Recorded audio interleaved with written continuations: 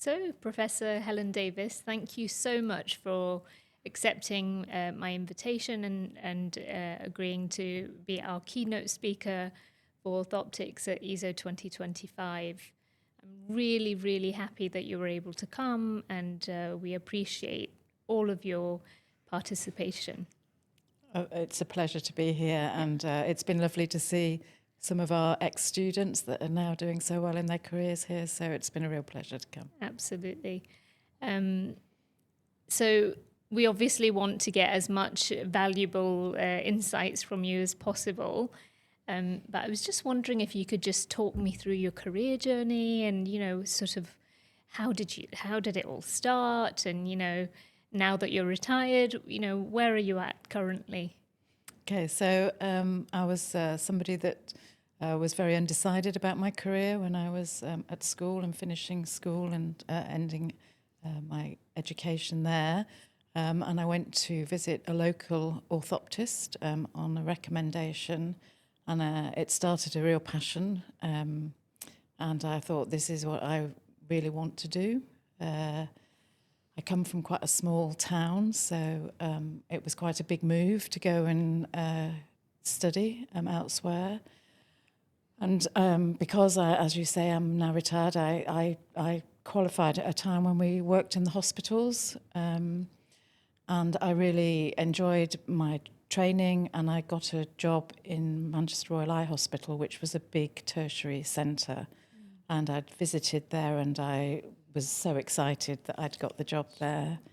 But the main thing that I really loved as well when I got there was the very interesting patient load. There was children and adults, complex needs, but they also had a training school, so I got involved with the students, and it was very early on that I started to really enjoy teaching, to see how they flourished.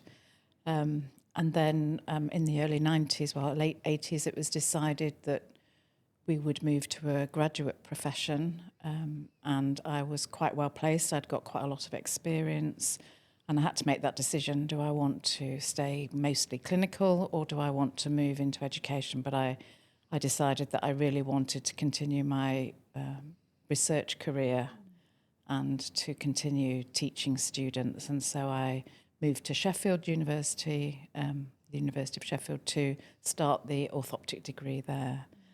And then that's flourished, and we've moved on, and now we have postgraduate education, and we have research postgraduates as well. So, so I feel like I've done so much. I got very involved with the British and Irish Orthoptic Society. I also got involved with our regulatory body, the Health and Care Professions Council. So I felt very passionate about orthoptics all my career, really, and I've always wanted to be very involved.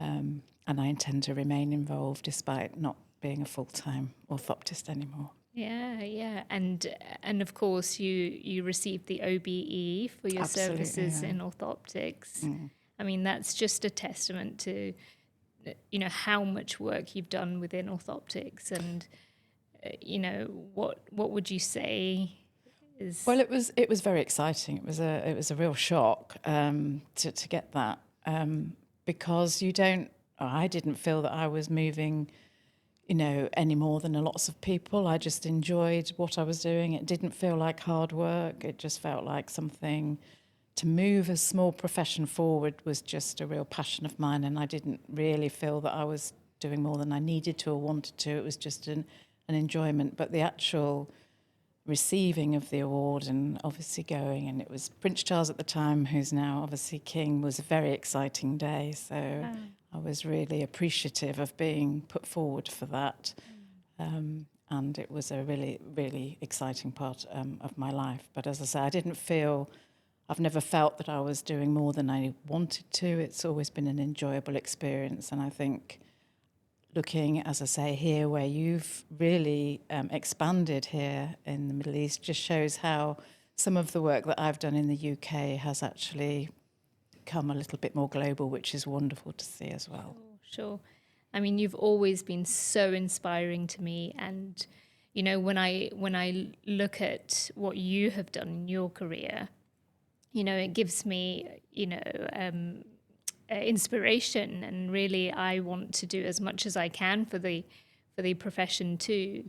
But I remember when I first asked you to speak at ESO, I told the board members that you had accepted, and I remember saying the Helen Davis. So you've always been such an inspiration to me, and just to have you here and get your insights on such a varied range of topics has just been fantastic. And I really just want to thank you from ESO, and also just heartfelt thank you from myself for coming here and really sharing so much knowledge with us. I appreciate it. Well, as I say, it's been a real pleasure. And when people ask me and say things like that, which I find, it's wonderful to hear. But I think everybody's in a position to move things forward. And clearly you've done a lot here too. So I'm sure everybody appreciates your hard work here. And I've had a really lovely time. So thank you very much for the invitation. Thank you so much. And hopefully we'll have you back soon. Yes, I hope so. It'd be nice to come back. Thank you, Helen. Thank you. I really appreciate it. A pleasure. Thank you.